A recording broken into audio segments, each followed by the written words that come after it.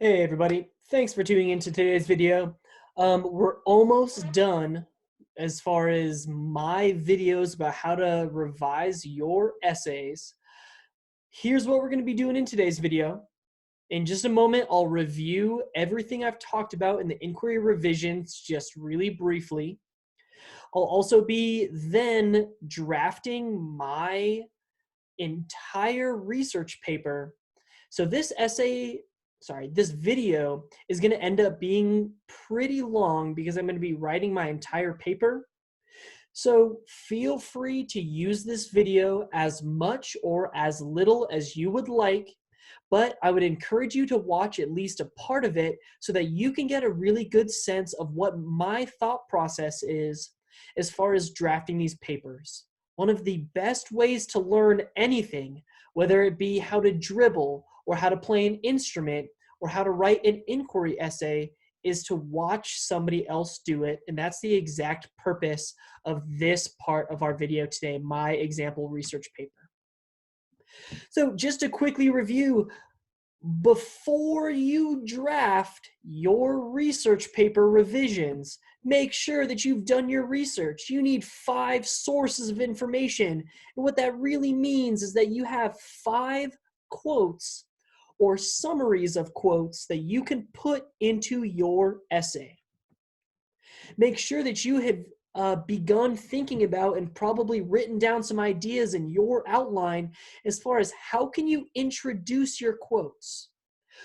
Who do you have to introduce to tell me and to tell your audience, trust this quote because I didn't just find it written on the side of a dumpster.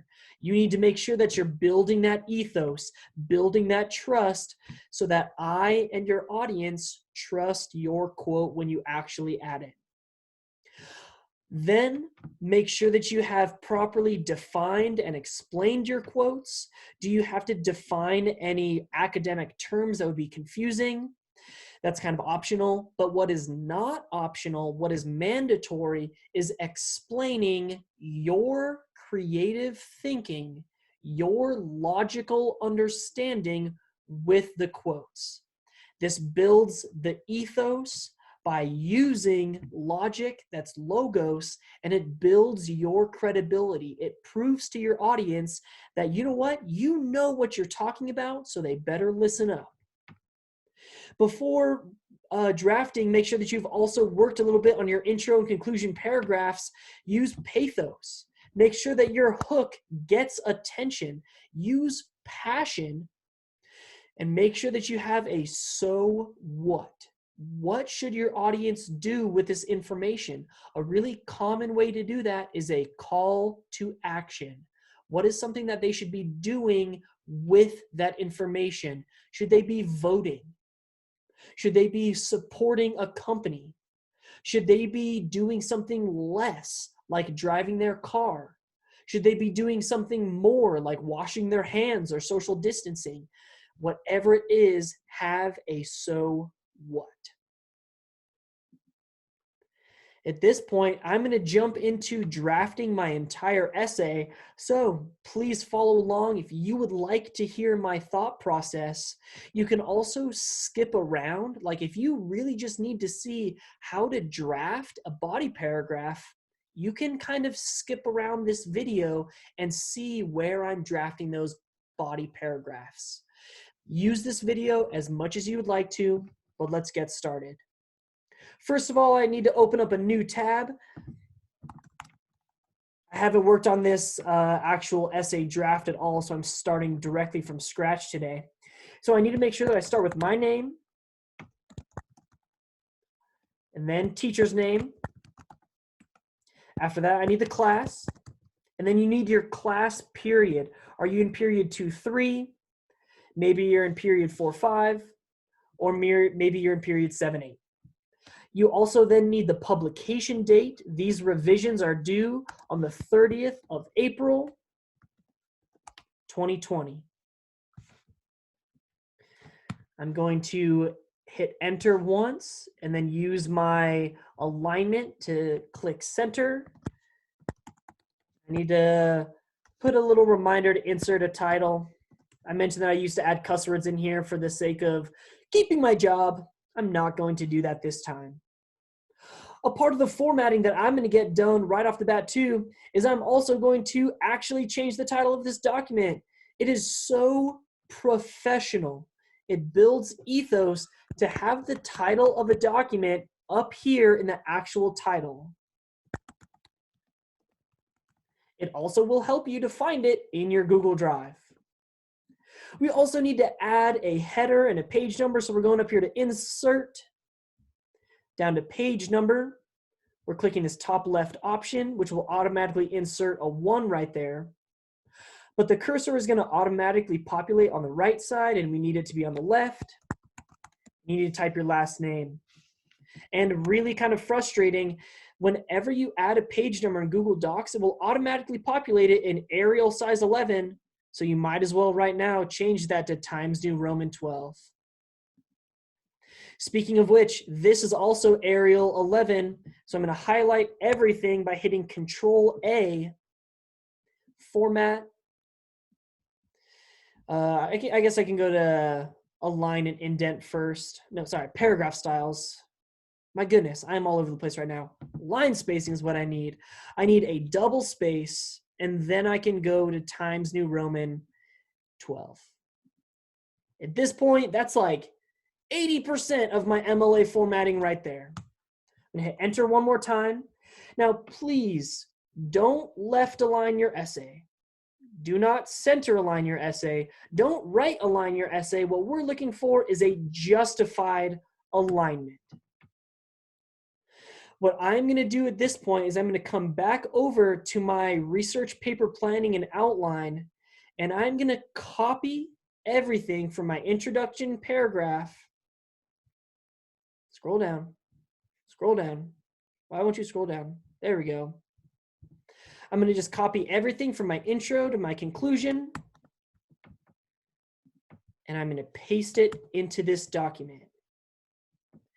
Now, obviously, this is not MLA format, but what this is going to give me the opportunity to do is just delete everything that I don't need, all of this stuff in the outline. I can just go ahead and delete it, and my essay will start to just automatically form itself. I'm not going to ask you to highlight everything because that's not MLA format. But I'm keeping these highlights just so that you can see exactly what I'm doing with each of these different sentences in my essay.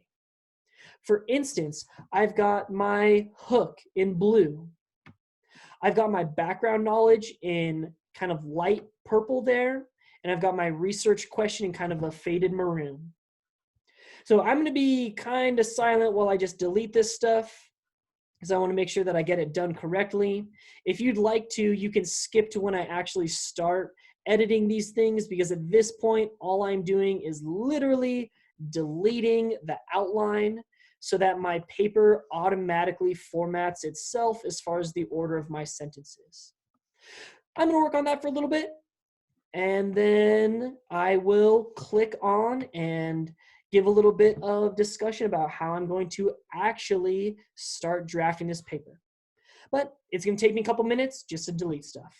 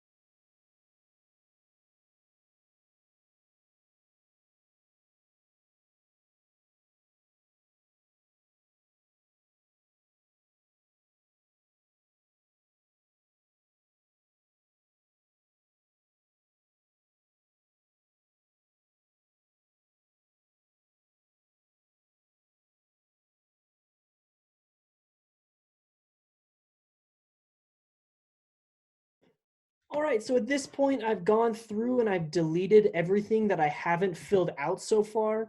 You'll see that I still have to work on ending my paragraphs with a concluding sentence. That's why I still have this section for each of my body paragraphs. I'm also going to take a moment to hit Control A one more time and remake sure that my line spacing is double spaced, because when I pasted my outline over here, it messed that formatting up just a little bit.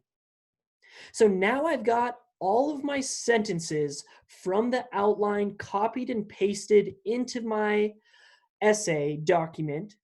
I've got my header. It's about 4 pages. So now let's work on really fine-tuning these quotes and these sentences and these phrases to make sure that it all goes well. There's something really the matter with most people who wear tattoos. There's at least some terrible story. I know from experience that there's always something terribly flawed about people who are tattooed. Truman Capote, American author. So I need to add something here. This quote was spoken by Truman Capote, comma, a famous American author, and his views are held by many. To hold a view is to just have that view. Let's see, next sentence. Tattoos are controversial. Some people are repulsed by the sight of tattoos and others love them. Tattoos, or permanent ink drawings on skin, were largely introduced to American culture during World War II by Navy sailors. Now, I've got an acronym here, WWII. Anytime you use an acronym, you want to spell it out the first time. So I'm going to change that to World War II by Navy sailors. I don't know if y'all can see, but my keyboard is like freaking out right now, and it double types letters. It drives me absolutely bonkers. So I'll try to hold my patience. Carrying on, tattoos can range from elegant calligraphy to bloody skulls and everything in between. Tattoos, no matter the image, are bigger than American culture and have impacted many cultures throughout human history. What is the history of the first recorded tattoos? Now, so this is what I mentioned for a lot of us, is that this question just jumps out of the blue. I've got all of this cool background information, and then it's just like all of a sudden, like, smack question. So I need to rephrase this a little bit. I need to ask to myself, who is interested in this question? Who do I, as the speaker, want to be interested? So I think I'm going to use this kind of phrase about how people can be repulsed by them and others can love them. So I'm going to say, no, I want this to be kind of like pink highlighted. Okay, there's my formatting. So no matter if people hate or love tattoos,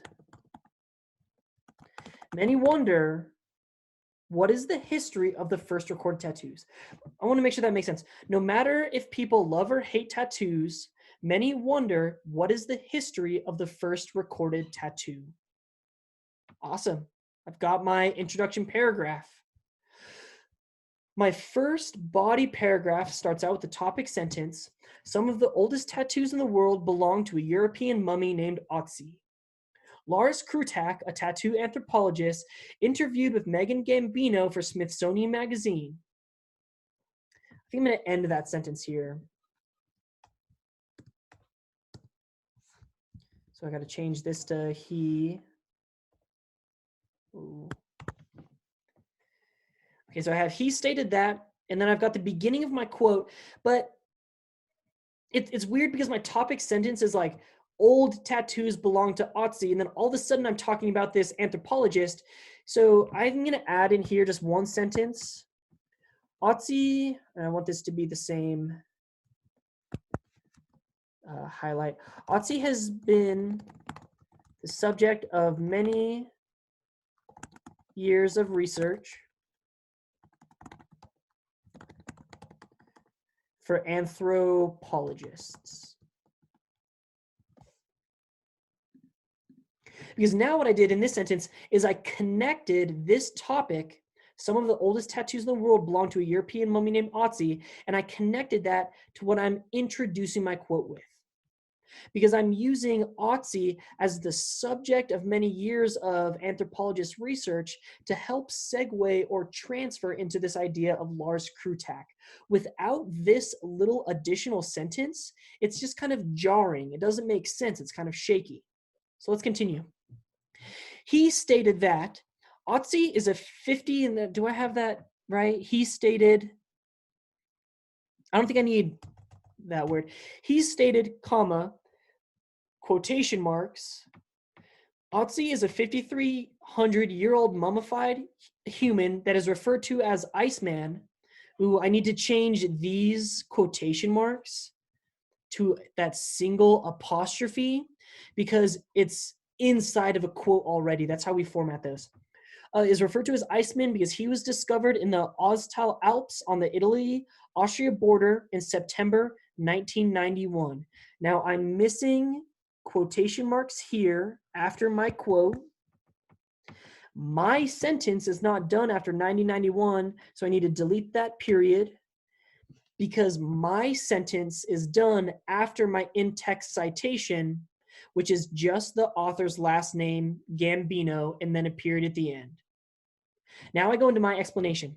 This is important because it shows that tattoos, let's see, I think I'm going to change it to be more specific because the 5,300-year-old date, no, I think I'm going to use mummy,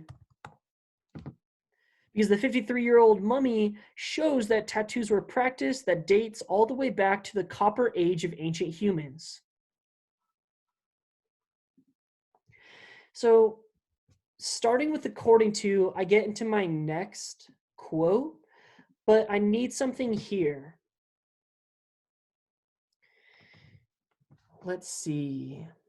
I need some kind of sentence to segue or to transition from talking about where Otzi was found and talk about his tattoos. I might say, what's more remarkable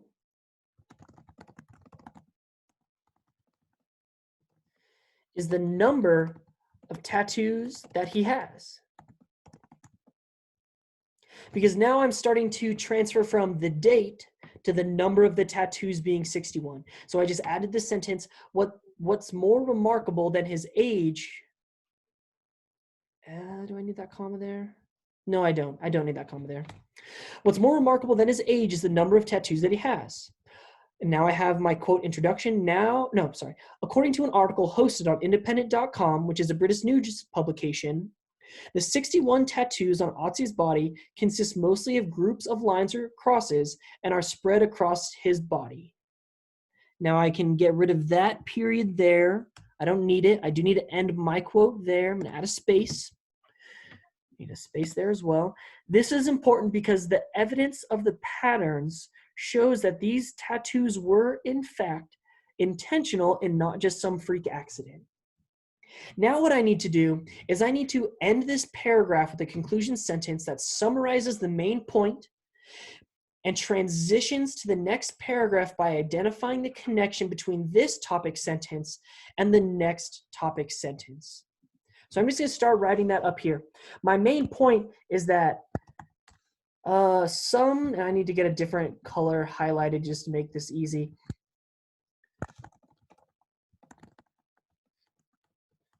Some of the earliest tattoos were found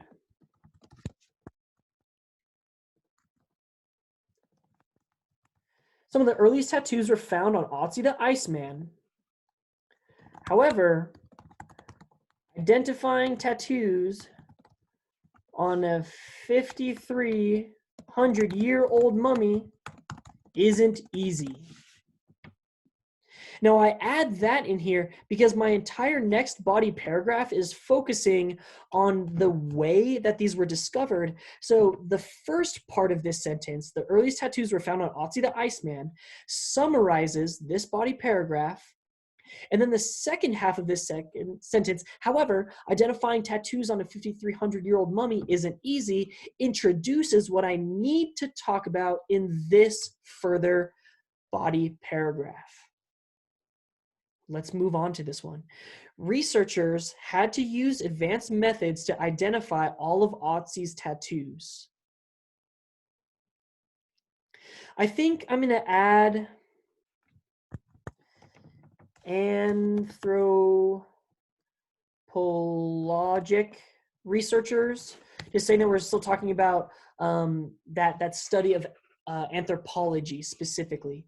Anthropologic researchers had to use advanced methods to identify all of Otzi's tattoos due to the magnificent age of Otzi.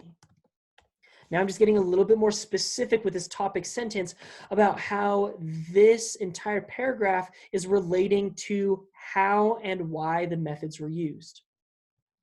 Some of these advanced techniques to identify the tattoos are described by Carl Engelking, a journalist and editor with years of experience.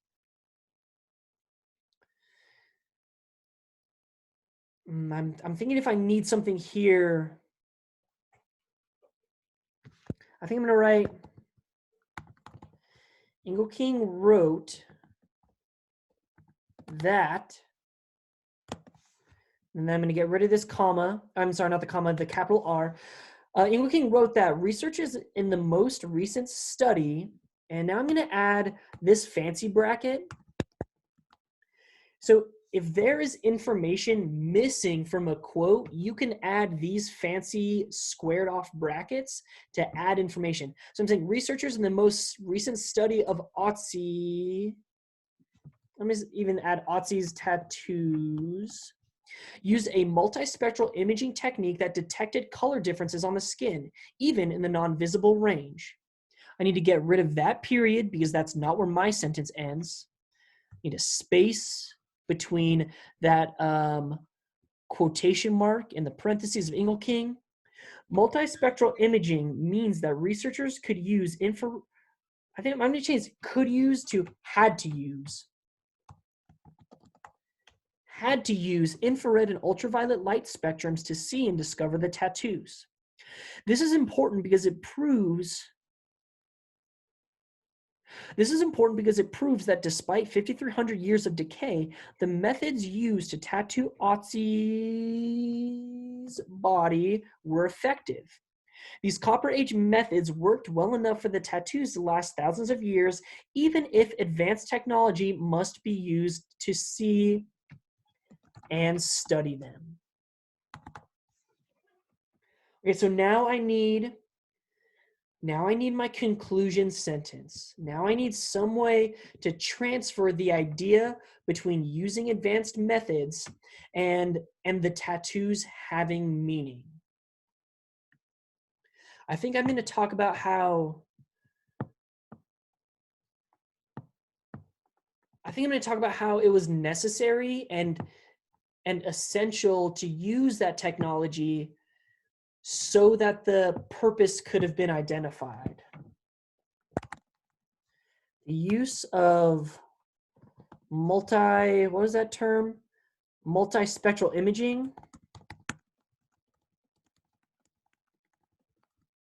gave a clear picture of Otzi's 61 tattoos. I'm going to actually write out 61.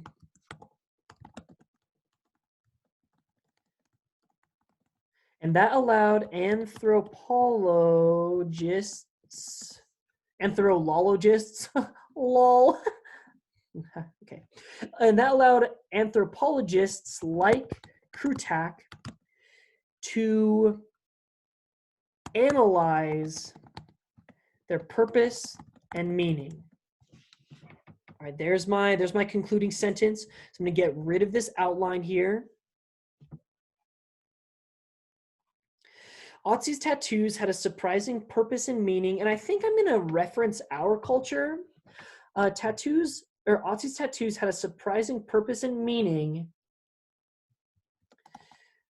Actually, you know what? I think that's unnecessary. Scratch that. That was a bad train of thought. I'm keeping it as it is. Krutak discusses the purpose of Otzi's tattoos in his book, Spiritual Skin, and that needs to not be a comma, but a colon. Spiritual Skin, Magical Tattoos, and Scarification. Just quick aside, I don't know if y'all know what scarification is, but it's like, it's all about body decoration still, but instead of like using a needle to push ink into your skin, you use a knife to like cut scars into you. I have a friend whose entire back, and he's tall, he's a big dude, from the bottom of his neck to like his belt line is all a quote done in scarification. It's crazy. Not for me, but good to him, you know. Okay.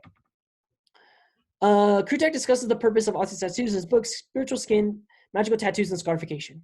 Incredibly, approximately 80% of these tattoos overlap with classical Chinese acupuncture points utilized to treat rheumatism, a medical condition that plagued the Iceman. Again, I need to delete the period after my quote because my sentence ends at Krutak. This is my defining terms sentence. So I'm just going to write, to be clear, comma, acupuncture is the method of using needles to puncture stressed areas of the body to promote healing. Furthermore, words like furthermore are really helpful because it shows that there's a connection. Furthermore, rheumatism is a type of arthritis and it can be helped. I think I'm going to say, and the pain from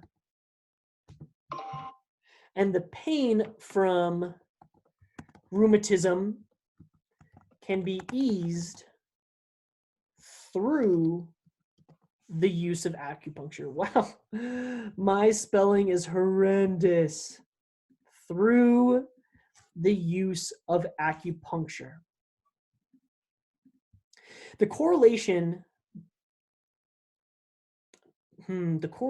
to Chinese acupuncture does not mean that Otzi's culture had interaction with Asian or Chinese cultures. What it does mean, and I'm going to put does in italics. I love using italics. It adds so much emphasis and it makes you seem really legit. Sorry, I had to take a quick drink of water. What it does mean is that Otzi's culture had their own understanding of the human body and methods to improve bodily health. Interestingly enough, they use tattoos as that method of healing.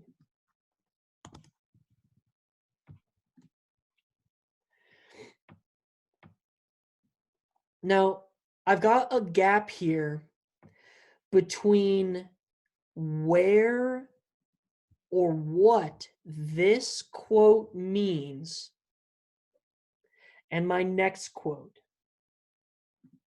So I'm going to say, however, Copper Age healing methods were often less than effective. Now, I just realized I neglected to introduce this quotation from Solly. So what I need to do is I'm going to scroll down to my works cited page. Whoops, I have that over here. Let's see if I can maybe just find it in my info dump. I think that was in this article right here. Because whoops, I totally forgot to introduce that quote and add my ethos and my logos. Yeah, this is from Milan Solly. Now, the quote itself was talking about how, right here, considerable effort and irrespective to the efficacy. So it talks about this new study. So that's what I need to introduce. Let's see. Where is the study? Where is the study? I see Carl Engelking has been reporting for Discover magazine. That's actually the same exact article that I referenced. Prior to this examination, researchers thought his tattoos numbered 59. So I think I'm going to look up a little bit. So it's funny, they're talking about that. They're talking about how they found them, what they looked like, the acupuncture treatments. So I think I'm going to use this archaeologists to reference that, and multispectral imaging. So I can reference that in my essay as well. Okay, let's see what I need to do. I'm introducing this quote. Newer, I'm going to change my highlight a little bit just to keep this clear. Newer studies, thanks to advanced technology, like multispectral imaging, revealed how Otzi's body was affected by the tattoos. The new study draws on this existing body of knowledge to argue that Otzi's tattoos required considerable effort and, irrespective of the efficacy of the treatment, provided care for the Iceman, Solly. Now I need to get rid of that period because, again, that's not where my quote is ending. Now I'm defining irrespective of the efficacy. Irrespective of the efficacy is an important term that means that these tattoos didn't have the medical effect that was desired. The necessary takeaway from this is that the medical practice of using tattoos may have been flawed or not worked, but it does prove that Otzi's culture was one that showed compassion and care for their own. Now, I need a conclusion sentence again, and I really want to talk about that compassion piece, because I talk about compassion quite a bit in my conclusion paragraph. So let's see how I can add that.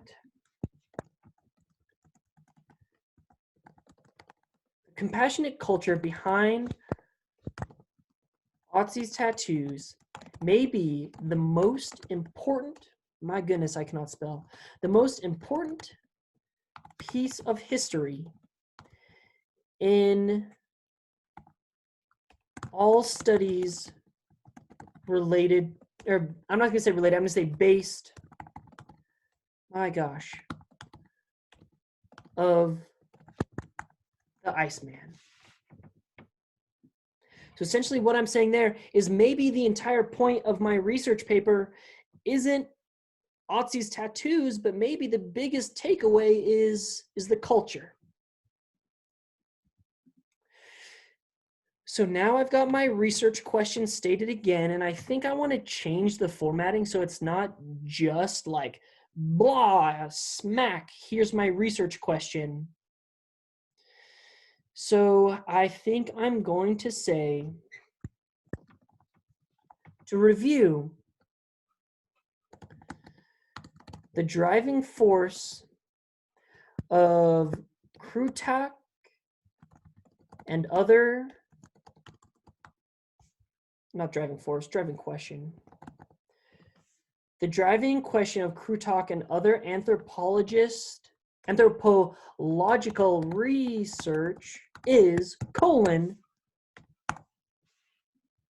what is the history of the first recorded tattoos? And I really want to stress, please have this formatted with a question mark.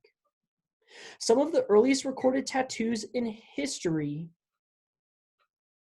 Before I get to summarizing my main body points, I need some kind of introduction of this question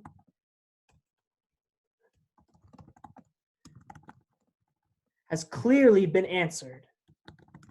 Using words like clearly, this question has obviously been answered. This question has been thoroughly answered also adds to your tone because it makes you sound confident. use those tone words, just like Martin Luther King Jr. used words like faith and dream and together. You can use tone words like clearly, obviously, without a doubt to add that tone. This question has clearly been answered.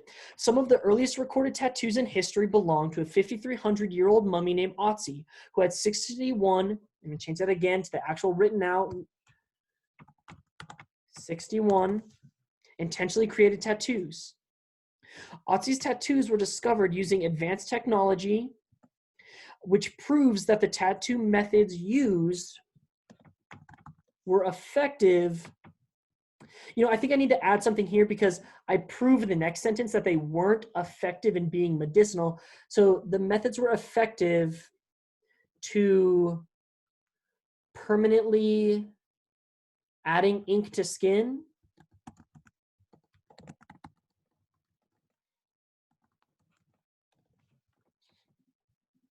I think that would be permanently effectively adding ink to skin.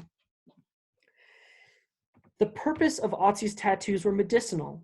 However, they weren't very, I mean, super is just kind of an informal word. So they weren't effective as a healing agent. However, I love using however as a transfer. However, it does prove that Otzi's culture was one of compassion and empathy. And then I'm going to add a little introduction to Capote's quote because I think it's going to be helpful to remember like where that's from. To return to Truman Capote's quote, my goodness.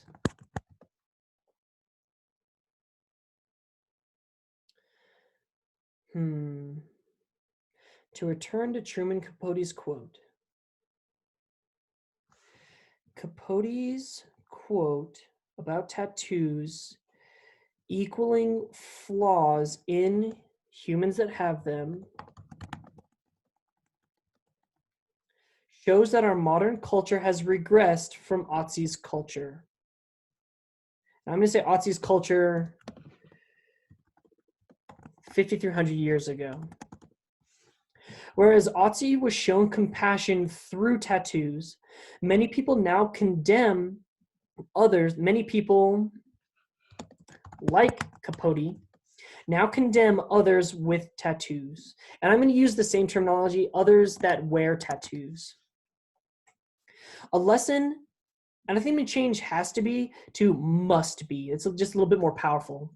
A lesson must be learned from Otzi and his culture. Tattoos may indicate, just kind of fancier word, indicate that there is a problem, but that doesn't mean that the wearer of the tattoos deserves any less respect, compassion, or empathy. It is time for everyone included in American culture to regard tattoos not as evidence of flaws, but as evidence of humanity, and thereby deserving every bit of compassion available. Doing so, I'm going to change from would to doing so elevates the history of tattoos and Otzi's legacy. Boom. All right, there's my paper. Ooh, a creative title. Shoot.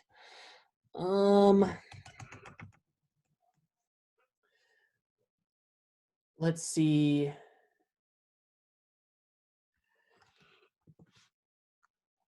$5,300 year old compassion. No, I want it to be like compassion and tattoos somehow.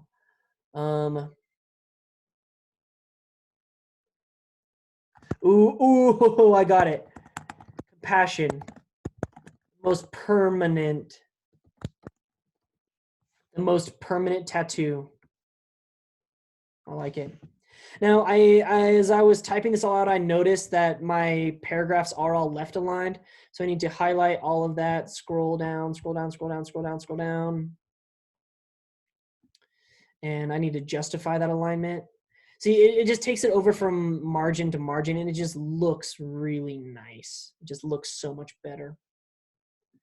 So now what I'm going to be doing, and I'm not going to do this on video because I don't think that would be the best way for you to spend your time.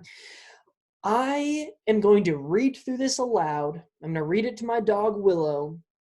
And I'm going to make sure that there's no glaring grammar errors. Something that I'm going to add right now, I'm going to get to this in a little bit. After my last line, I'm going to go down here, hit insert. I need a new page break. And then on center sign, I need works cited. Now, I completed a works cited video separate from this. I've already created my works cited at the bottom of my outline. Watch that video if you have any questions about adding a works cited, because that is a huge part of this. If you don't have a works cited, you are going to be a plagiarizer, and that is going to be a huge deal. It looks like lighter. I'm going to hit Control A and just make sure that all of my text colors is a nice bold black. Awesome. Now I'm also going to have to get rid of my highlight. And there we go. There is my essay. If you've watched all these revision videos, congratulations, you've seen it from start to finish. I'm ready to publish this. I'm ready to turn it back into Google Classroom after I read through it one more time. That's not what I wanted. That's not what I wanted. That's not what I wanted. This is what I want.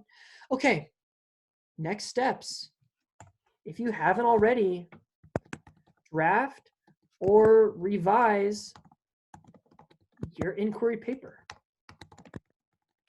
You know exactly what I'm looking for, hopefully. If you don't, email me. It's due on April 30th. You can earn 100% back. Folks, let me know if you have any questions. Thank you so much for watching this video. I can't tell you how much I appreciate your hard work and attention. Hey, have a great day, and hopefully I will see you all very soon. I miss your faces. Goodbye.